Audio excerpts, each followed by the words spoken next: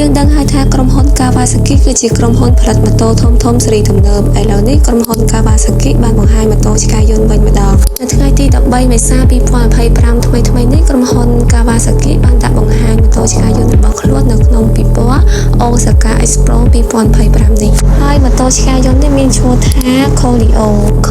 ម៉ូតូឆ្កែយន្តនេះមើលទៅស្តៀងទៅនឹងសេះបន្តិចតបន្តិចគឺជាគំនិតផ្ដើមបង្កើតឡើងដោយក្រុមហ៊ុនមេ Kawasaki Heavy Industry ផ្ទាល់ហើយក្រុមហ៊ុន Kawasaki បានបង្ហើបថា Colio ម៉ូតូឆ្កែយន្តនេះក៏អាចជិះនៅលើដីដោយប្រើប្រាស់អ៊ីដ្រូសែនផងដែរម្យ៉ាងវិញទៀត Colio ឆ្កែយន្តនេះត្រូវបានគ្រប់គ្រងដោយអ្នកជិះដែលផ្លាស់ប្ដូរទម្ងន់របស់អ្នកជិះនៅពីលើនិងដៃចង្កូតនៅក្នុងល្បឿនលឿនក្នុងអេរយាប័តឈរចំណែកឯល្បឿនទាប